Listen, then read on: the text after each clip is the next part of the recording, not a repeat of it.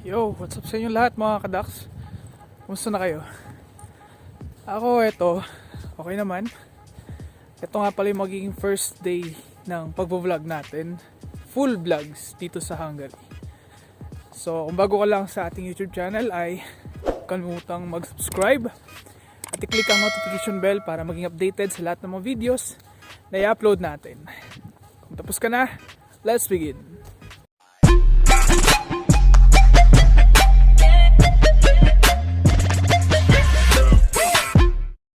Grabe mga kadaks, ang tagal na rin pala nung last time na nakapag-upload tayo ng video sa channel natin. So sa totoo lang, namiss ko talaga kayo. Namiss ko yung mga araw na nakakapag-upload ako ng mga video tungkol sa mga itik natin, tungkol sa pagpupulot natin ng itlog, pagbibilang natin ng mga itlog, pagde-deliver natin ng feeds, paglilinis ng mga kulungan, at marami pang iba. Pero ngayon kasi kadaks, wala ako sa Pilipinas ngayon eh. Nakita nyo medyo iba yung environment. Yan. Kasi nga, nasa ibang bansa ako. Nasa Hungary ako to be specific. Kaya naman magkakaroon tayo ng konting shift sa natin, sa mga videos at sa mga content natin. Baka umpisan ko rin gumawa ng mga travel vlog siguro dito mga kadaks. Sabi nila maganda naman daw dito sa Europe. Try natin, tingnan natin, malay natin kung maganda nga ba yung mga mapupunta natin. Anyway, kakatapos ko nga lang pala magtrabaho ngayon. Sabado ngayon dito. At napakalamig kadaks. Napakalayo sa temperature natin sa Pilipinas na tropical country kumbaga. Sa atin kasi 'di ba, sobrang init lagi ng panahon. Lumalamig man pero sobrang dalang lang. Tas napakabilis lang. Samantalang dito, winter ngayon dito pero walang snow. 0 degrees Celsius ang temperature, kaya naman ito, makita nyo meron akong protection dito sa leg ko. Naka-jacket din ako pero hindi siya ganoon ka hindi siya ganoon ka tawag dito. Hindi siya ganoon kakapal para protektahan yung katawan natin sa lamig. Kaya naman medyo giniginaw din talaga ako ngayon mga kadaks. Ngayon pala naglalakad ako. Papunta ako ngayon sa isang city dito sa Hungary. Ang pangalan city ay Békéscsaba. At magagala-gala tayo. Itutur ko kayo sa magandang city ng Békéscsaba. Small city ng Békéscsaba ng Hungary. Yun may mga kabahay din doon mga kadaks. Napakaganda ng mga kabahay dito. May mga baka din. First time natin to ma-experience kaya marami-rami tayong i-discover dito mga kadaks. Layo-layo pinalalakarin ko para sa station. At nakakatuwa din mga kadaks. Ang dami ko talaga masashare sa inyo tungkol sa mga nagustuhan ko bagay dito sa Hungary. Iisa-isahin natin sa mga contents natin mga kadaks. Stay tuned pa rin kayo . Pero syempre hindi pa rin naman natin kakalimutan yung mga poultry natin. Kasi may mga update din tayo na mga exciting parts din. Especially sa mga gusto mag-invest sa pagpapatayo ng poultry. Pag-uusapan din natin yan. Napakagandang topic yan mga kadaks, especially ngayong year na to na 2024. Nakita yung kadaks, napakakapal lang vapor na nilalabas ng aking bibig. Pero totoo lang mga kadaks, giniginaw na talaga yung mga kapay ko. Ayun na pala yung station na pagsasakyan natin kadaks papunta sa Békéscsaba. Anto, dalawang station talaga ito. Bus or bus station at saka train station. Doon sa likod yung train. Ayun, yung kulay pula. Dito naman sa harap itong mga bus station. Nasakay na tayo. Maya mga 11:20 siguro. Maghintay lang tayo ng mga 7 to 8 minutes siguro. Kasi late na rin akong dumating eh. Samahan nyo ako maghintay mga kadaks. Alright. Andito tayo sa station. Ito yung time chart nila pag gusto mo makita yung oras ng pagsasakyan mo. Diyan mo lang hanapin yung lugar na pupuntahan mo, pati yung oras. So, yun mga kadaks. Nakasakay na ako sa bus ngayon. At ito, papakita ko yung labas. Yung view kumbaga kapag nasa loob ka ng bus.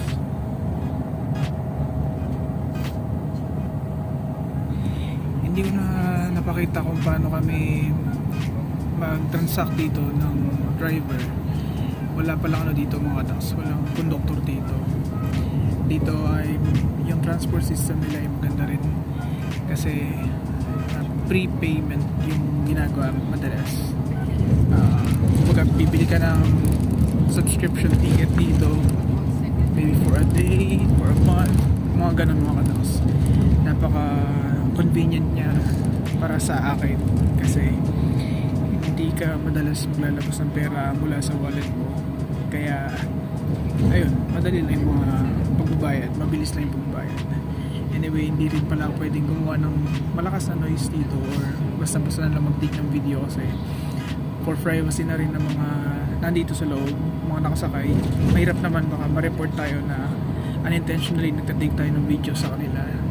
Anyways, pinapakita ko pa rin sa inyo kung ano yung mga pwede natin magawa dito. Ayan, ang ganda ng view mga kadax. Papakita ko pa rin yun sa inyo. Napaka serene kumbaga, napaka aliwalas. Ito pala kadax yung sinasabi kong binabayarang ticket dito or county pass kung tawagin. Monthly county pass ang tawag dito at ang sakop nito ay yan, mga trains at saka mga bus. So itatap mo lang to or ilalapit mo lang doon sa scanner nila, meron siyang barcode scanner, tapos ayan, babayaran mo siya before mo siya gamitin. Kumbaga prepaid ba, parang load din siya, prepaid card kung tawagin din. At napaka-convenient nito kasi one time payment lang ang gagawin mo, pero itatap mo na lang or papakita mo na lang sa scanner. Pwede rin pakita mo na lang sa driver para ma-validate ba kung okay ba yung dates. Ayan, yung sa akin ay valid until February 7, kaya masusulit ko to. Kung gusto kong gumala ng gumala, ayan, meron akong ganito. Isa pang maganda dito mga kadax ay katulad din naman sa Pilipinas, yung mga bus nila dito majority ay may mga charger or charging slot kumbaga. Ito ipapakita ko sa inyo mga kadax. Ayun, nakita niyo yung USB port na pinoint ko sa camera. Pwede ka mag-charge dyan ng up to 2 devices simultaneous, magkakasabay. Kaya kung low battery yung cellphone mo, tulad ng cellphone kong dala, ito, malulubat na to, pwede ako mag-charge hanggang makarating ako sa destination na pupuntahan ko. Pero syempre susulitin natin yan, kaya tara, mag-charge muna tayo. Dahil po yan tayo mga downside, tutulugan muna natin yung biyahe. Nakatulog lang kasi ako mga around 2 hours or less lang siguro. Gawa lang yung pasok ko kanina madaling araw ay sobrang aga ng gising ko at late na rin ako nakatulog kasi nga nagpang mid-shift tayo kahapon. Sa mga susunod na mga araw ay i-explain ko din sa inyo paano ba yung shifting namin dito sa trabaho namin dito para magkaintindihan din kayo kung gaano ka-hectic minsan yung trabaho natin o yung mga ginagawa natin dito sa country. Hindi ko lang kung makakatulog ako. Ang ganda kasi ng sikat ng araw eh.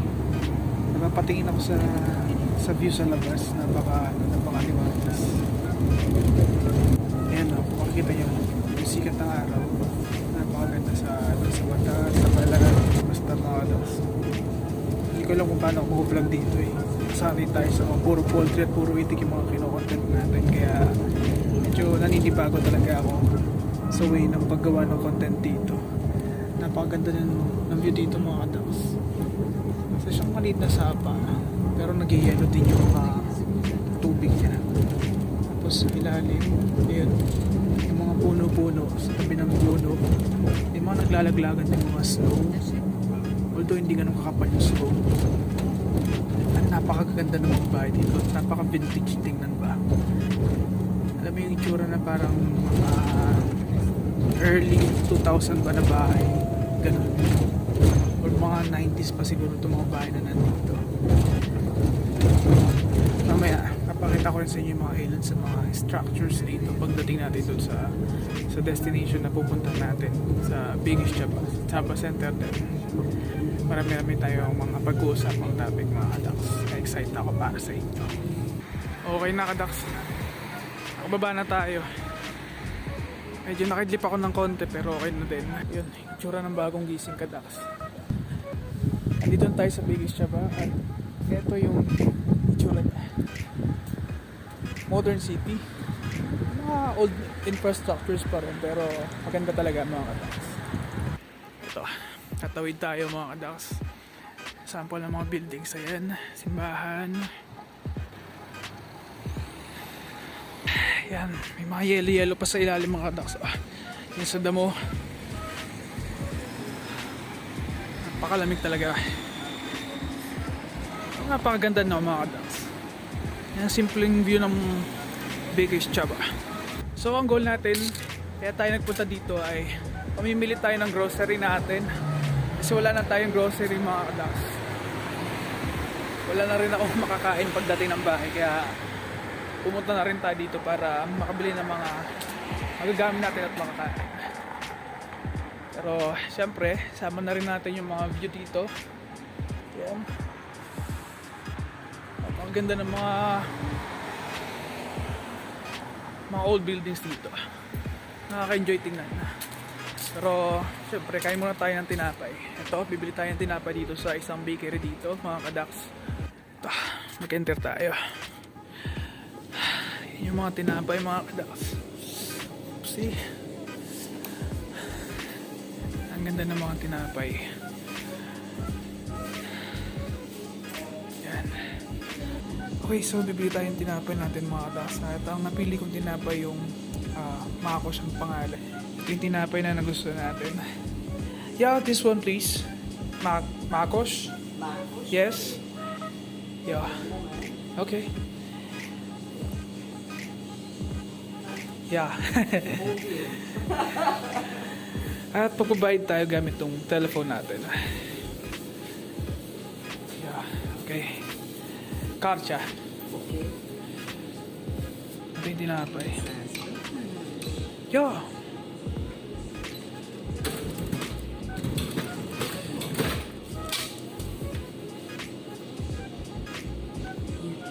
Okay.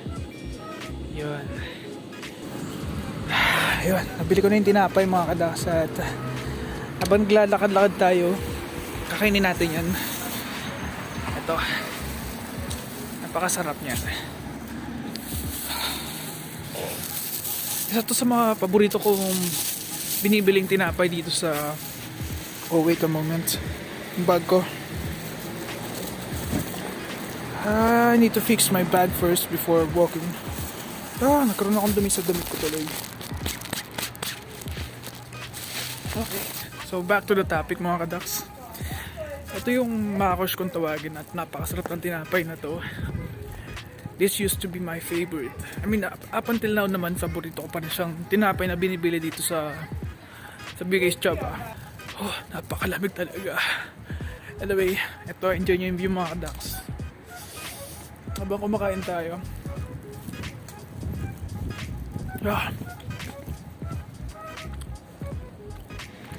Isa to sa mga magaganda rin ng mga simbahan dito. Basta church yan. Mapamalaki-laki din yung tinapay na to. Yeah, sobrang ginaw. Nangingindi na rin yung mga kamay ko. Sige, tisin natin. Habang kumakain tayo. Pero susutin ko muna yung gloves ko syempre. Hindi talaga kaya ng lamig eh.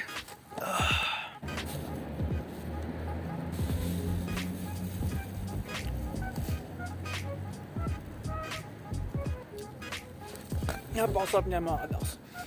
Hindi ko siya makompare sa kung anong tinapay man sa Pinas. Yung pa talaga yung lasa. Nakita niyo yung ganito kalaking tinapay. Medyo pricey din siya. Pero affordable naman siya pagdating dito.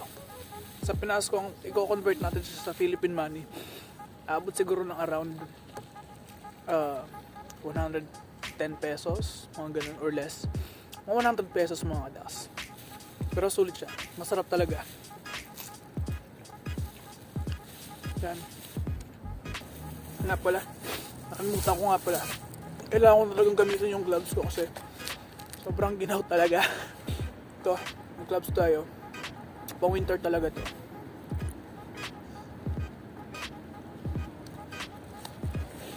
Kasi naman, hindi naman talaga planado doon pagpunta ko ng biggest Chaba eh.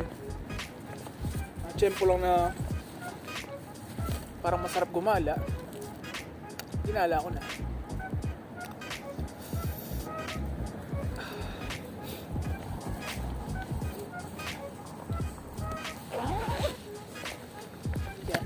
Medyo nahihiya pa ako kasi may mga dumadaan dito ng mga babae.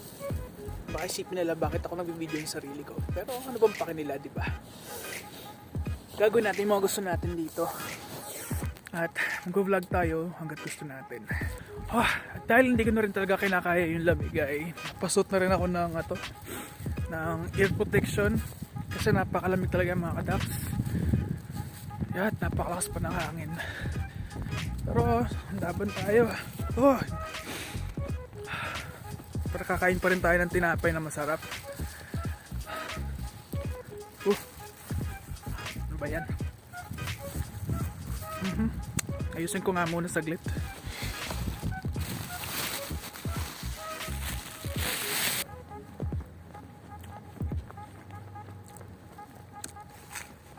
Ito mga nakita yung mga sa mga hotel yung mga yan, ng mga nasa taas. Uy, may ibon pa dun, oh.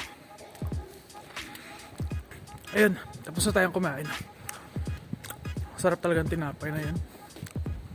Sa susunod na balik ko dito, talagang bibili ulit ako. Ano ngayon, maglakad-lakad muna ulit tayo.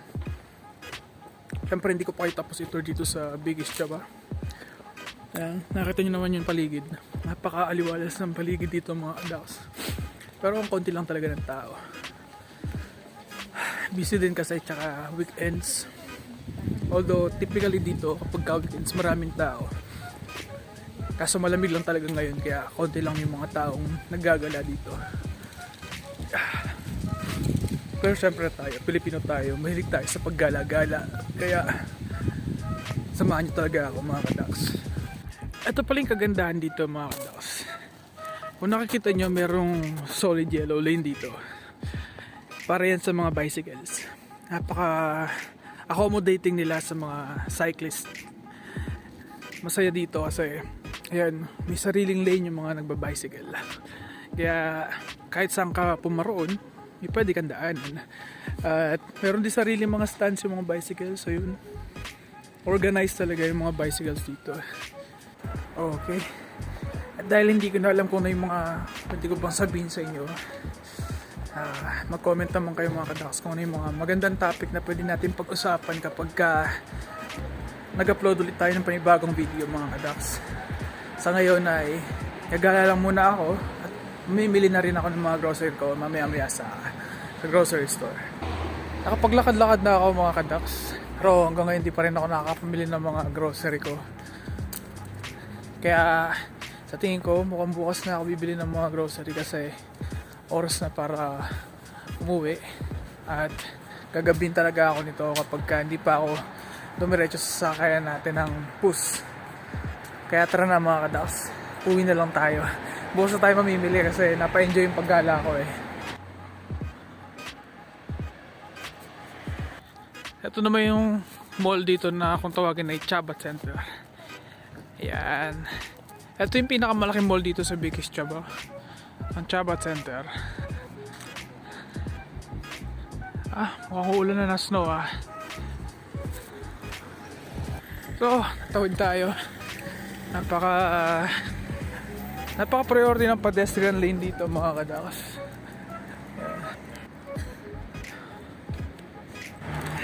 Naiwan ako ng bus mga kadaks. Medyo engot tayo doon. Ayun tayo ng bus. Hindi natin na-estimate yung oras na makakasakay tayo. Pero ang kagandahan ay nakabili naman ako ng mga grocery na gagamitin ko or mga kakainin ko. Ito. Ngayon mag-aantay na lang tayo na masasakay natin mamayang 4:30 ng hapon. Pero madilim na. As you can see mga kadaks. Antay na lang ako ng mga sasakyan ko kadaks. Tja.